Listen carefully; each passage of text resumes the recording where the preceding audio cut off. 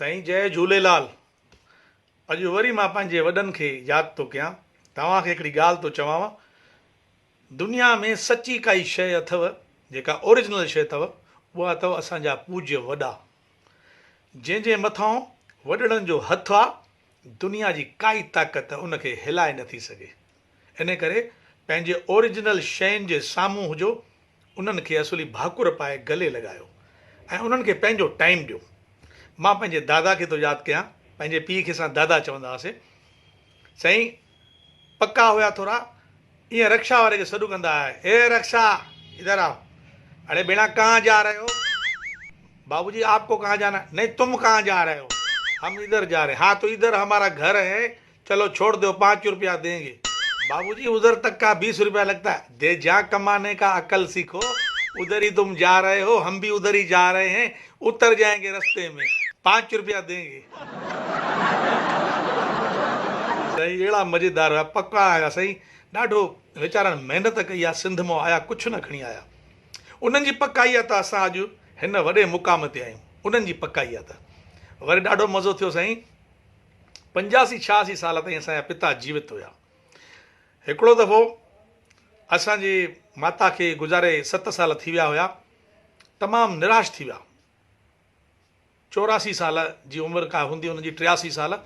निराश थी विया। डॉक्टर चयो साईं हाणे वञो घर शेवा वञी कयो, हाणे उमिरि आहे, हाणे बसि बल्ब विसामे थो पियो। असांखे ॾाढो गुस्सो आयो। असांजो भाउ थोरो मश्किरियो बि आहे। चई मूंखे हिकिड़ी आइडिया आहे, भैया हिकिड़ो कमु कयो। मां चयो हंज में खयईं पिता खे, दादा खे, मां बि हुउमि गॾु। वञी सिधो दुकान ते वञी विहारे। गिराकी लॻी पई साईं, कपिड़े जी बढ़िया सीजन लॻो पियो। 1-1.5 लख रुपया मुरादी पई। हथ में वञी नोट रखींसि। चई दादा गिणियो हुनखे पैसा गिणियो, असां नथा गिणे सघूं। दादा साईं असांजो कॾहिं 5-7 सालनि दुकान ते न वियो, पैसनि में हथु विझण वॻो, हुनखे हथ ईअं कांपण लॻा, नई एनर्जी अची वई। उन खां पोइ साईं 1.5 साल ताईं असांजा पिता साहिबु जीवित हुया। ॾाढो मज़ो कयो साईं। 80 साल जी उमिरि में उन्हनि जी ड्रेस चेंज कराईसीं। उन्हनि खे कुर्तो पजामो हटाए करे टी शर्ट ऐं ब्लैकबेरीअ जी स्लिम ट्राउज़र पाराईंदा हुआसीं। हिकदमि हीरो लॻंदा, मस्तु। ऐं बागवान पिक्चर ॾेखारियासीं, ॿियूं पिक्चरूं ॾेखारियासीं। पोइ पैंट त पहिरियों पाईंदा न हुया, पाइनि त पोइ असां चऊं दादा पायो।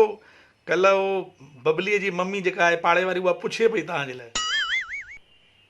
केरु भेणा छो पई पुछे? हा इहे साईं हुनखे एनर्जी ॾियारींदा हुआसीं दादा खे। छा ॿुधायो, ॾाढो मज़ो ईंदो। बूट साईं हिकिड़े ॾींहुं असां वठी ॾियणु वियासीं दादा खे। वठंदा न हुया, पक्का हुया ॾाढा। बूट वठी ॾिनोसीं साईं 30,000 जो। पुछण लॻा घणे था वठी ॾियो इहो बूट, घणे आहे? दादा 150 रुपया। भेणिया चयोसि न असांजो बि कपिड़े जो दुकानु आहे, 100 रुपया ॾियो, ॾियो 100 रुपया।